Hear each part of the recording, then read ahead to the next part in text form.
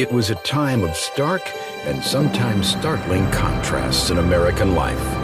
World War I was over. Women got the right to vote. Fashion took a liberal turn. Alcohol was outlawed. Babe Ruth was king of the ballpark. Charles Lindbergh of the skies. Jazz filled the air and the airwaves. And just about everybody who could afford it went to the movies in the Roaring Twenties.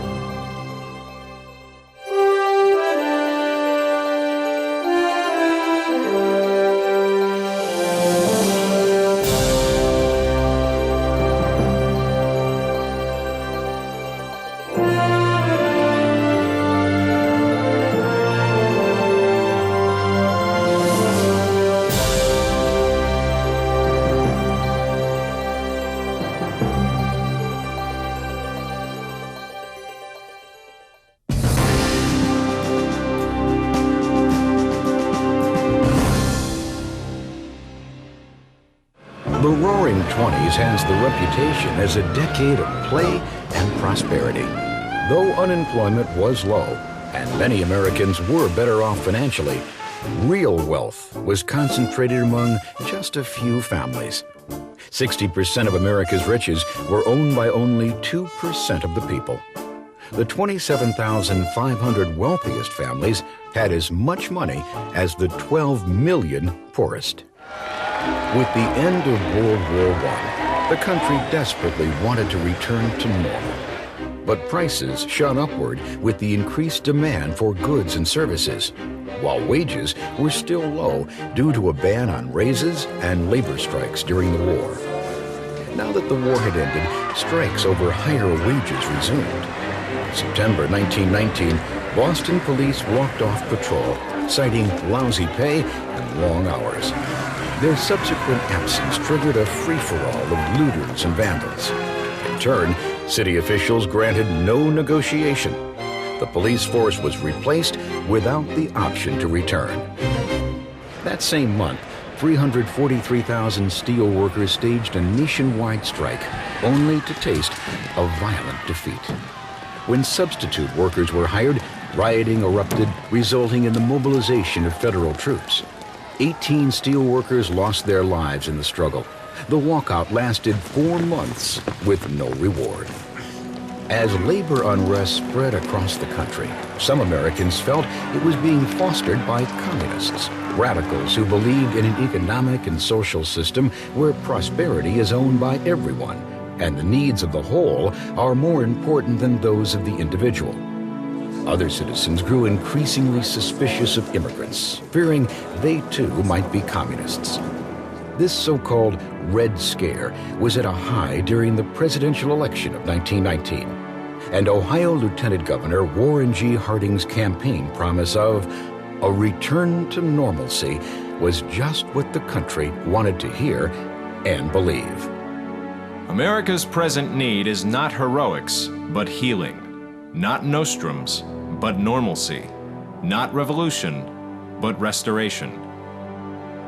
Handsome, good-natured, and well-spoken, Harding and his running mate Calvin Coolidge of Massachusetts easily defeated the Democratic ticket of James Cox and Franklin D. Roosevelt. Harding's proposal of a return to normalcy meant going back to pre-progressive era policies. He was opposed to the federal government's interference in business affairs and most social reforms. He rejected Woodrow Wilson's plea that America should actively participate in the League of Nations.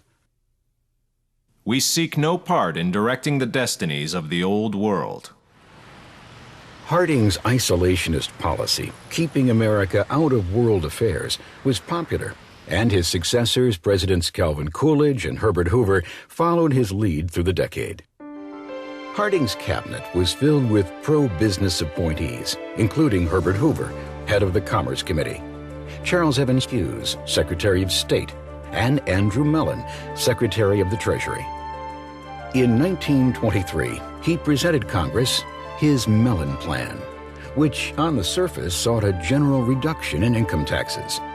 In fact, the plan cut the top income tax bracket level from 50% to 25%, while only reducing the lowest bracket from 4% to 3.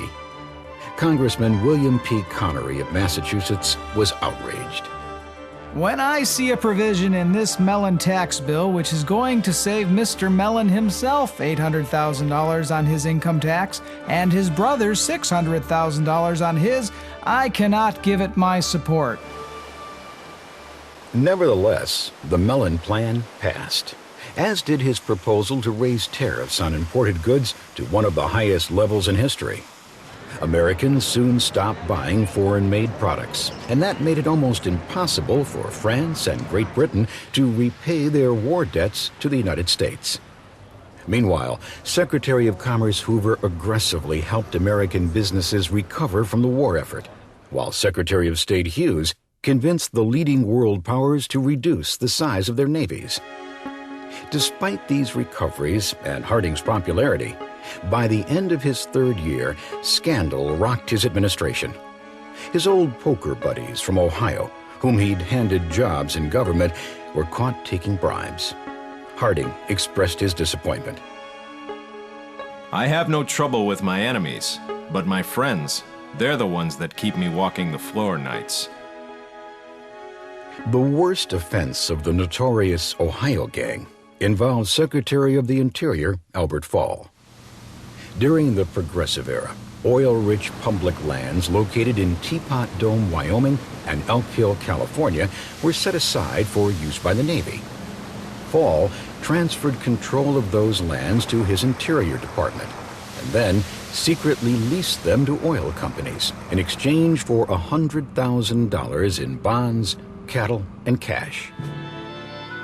By the summer of 1923, Harding, now saddened, confused, and disillusioned by the betrayal of his friends, left Washington for a goodwill trip to Alaska. Upon his return to San Francisco, he became ill and died on August 2nd.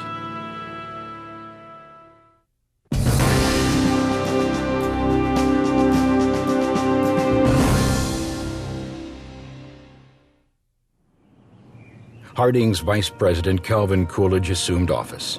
A simple, honest, and quiet man, he once joked about his subdued demeanor. I have never been hurt by what I haven't said.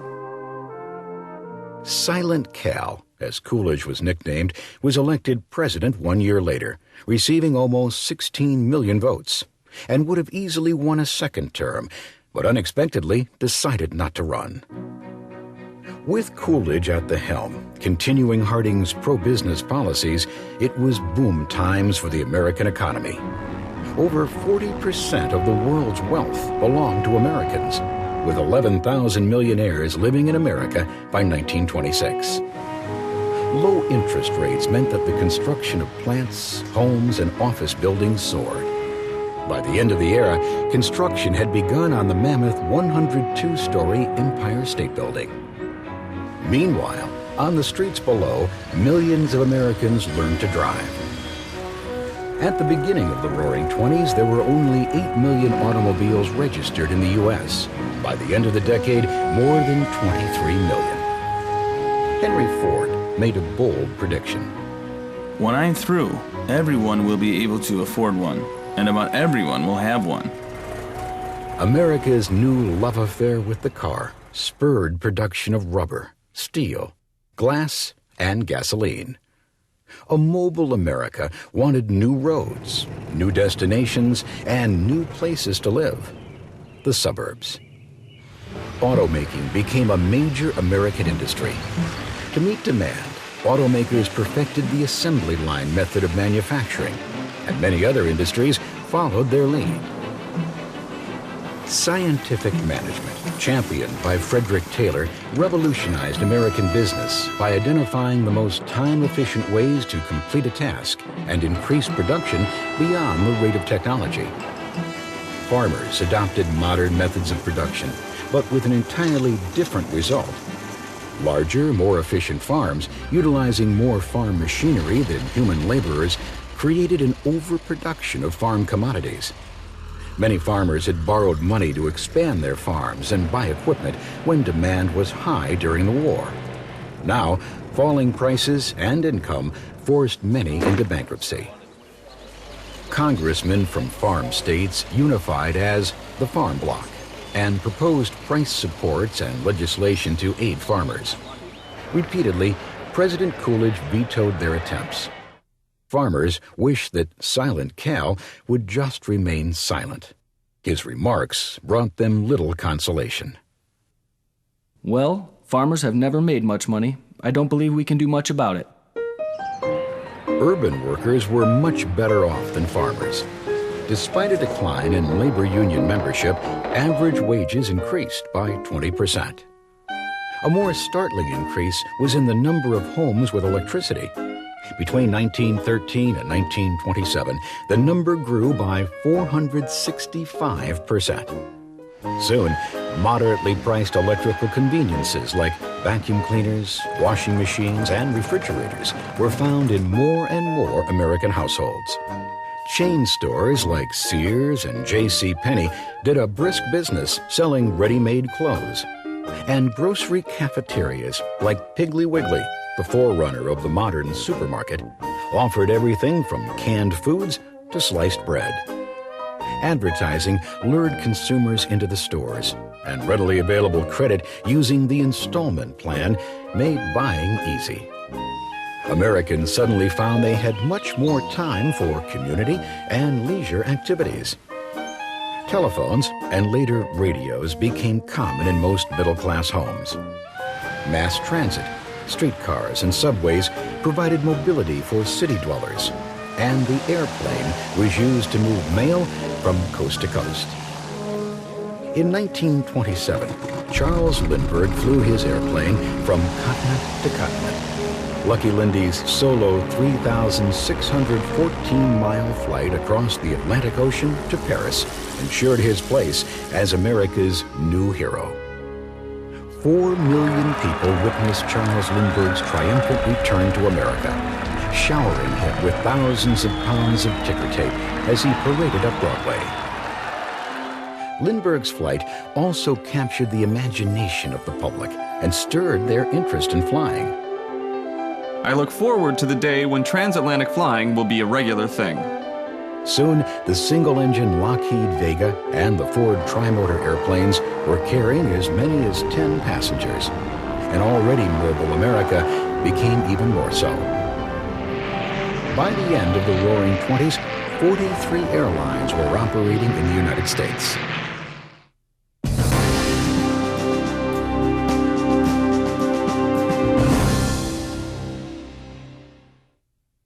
Despite the economic boom times, the Roaring Twenties was a period of great tension between Americans. Social, racial, and moral beliefs were constantly being challenged. A fear of communism, socialism, and anarchy, fueled by a distrust of any foreigner, led to one of the most notorious convictions and executions in American history.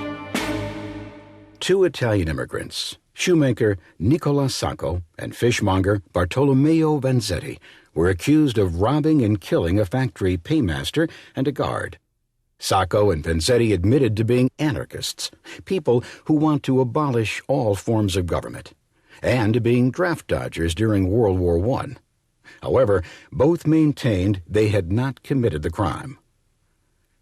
On the basis of circumstantial evidence, Sacco and Vanzetti were convicted and executed.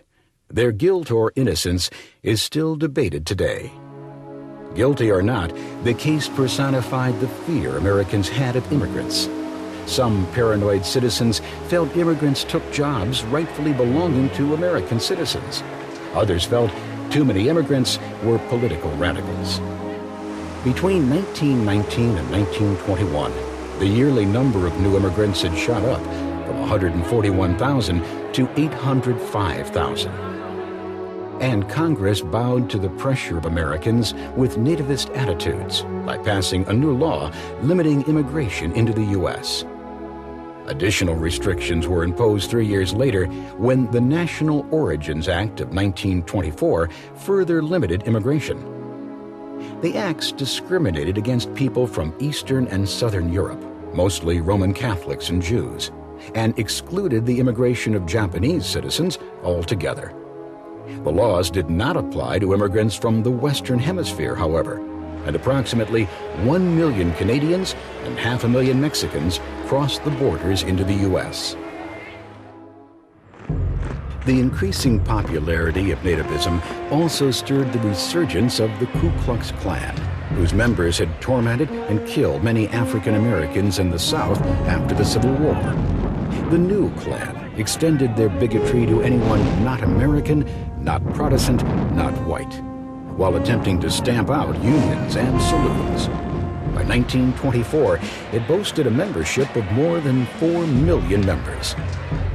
The imperial wizard of the KKK summed up the Klan's doctrine succinctly in his 1926 booklet, The Klan's Fight for Americanism, when he revealed the Klan's slogan, Native, White, Protestant, Supremacy. Although the KKK dominated certain state politics at times during the Roaring Twenties, its popularity waned after Indiana Klan chieftain D.C. Steve Stevenson was indicted and jailed for a brutal assault on a female assistant. The resulting scandal and his conviction for second-degree murder signaled the decline of the Klan's political influence, and by the end of the decade, membership had dwindled to only 50,000. While the hateful Ku Klux Klan was growing in popularity, a peaceful separatist movement was gaining a large group of followers, Garveyism. Marcus Garvey, a Jamaican, founded the Universal Negro Improvement Association in 1914. He moved his organization to New York, and by the mid-1920s, there were more than 500,000 members. The association held two central beliefs. The first was that blacks should return to Africa and build a homeland of their own. Garvey had even designed a uniform for himself as the Provisional President of Africa.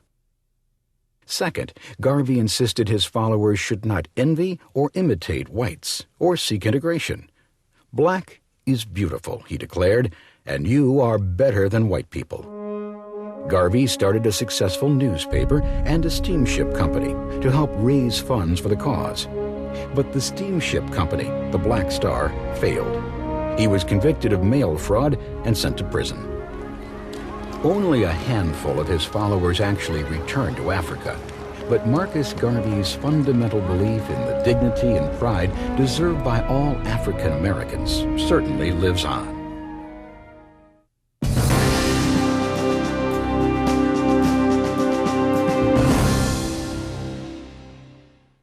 The Roaring Twenties marked the first time in American history when more people lived in cities and towns than in rural areas.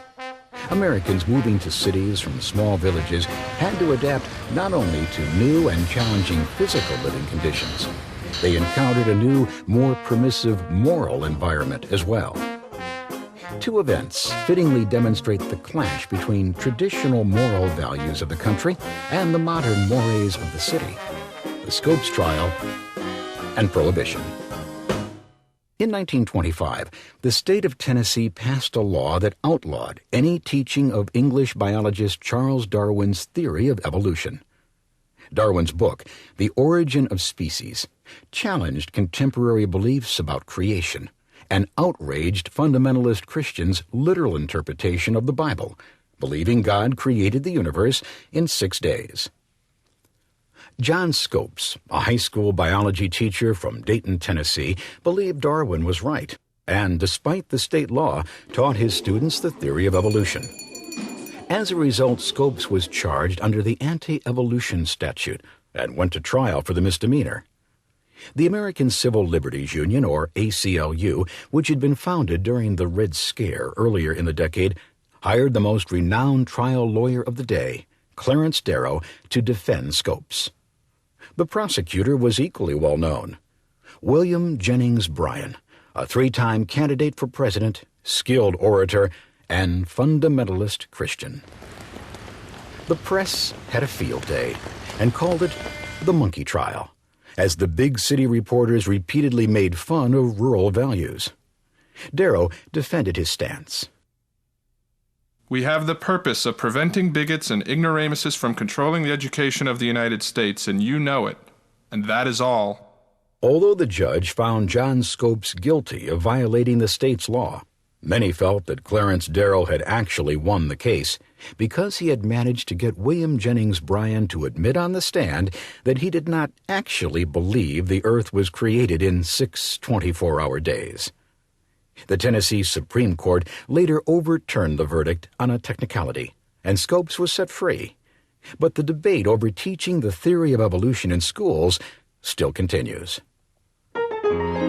Americans with conservative, traditional values succeeded in convincing Congress to prohibit the sale and use of alcohol. But prohibition, the noble experiment as Herbert Hoover dubbed it, simply didn't work. On January 16, 1920, the 18th Amendment to the Constitution was passed, outlawing the manufacture, sale, or transportation of alcoholic beverages. The amendment was supported mainly by rural Americans from the South and Southwest who believed drinking to be a sin. Urban city dwellers generally saw drinking as a natural part of life and the use of alcohol as an individual's decision. Evangelist Billy Sunday spoke for many prohibitionists. Every man who casts a vote for the saloons deserves that his son shall die a drunkard, or that his daughters should be consigned to the tender mercies of a drunken husband. Billy Sunday got his wish when prohibition became the law of the land. But prohibition did not stop people from drinking alcohol. Many went to speakeasies, hidden illegal clubs, and drank liquor smuggled in by bootleggers from Canada. Organized crime, which provided illegal booze or hooch, flourished, and prohibition incited more crime, not less. 13 years later, the noble experiment was over.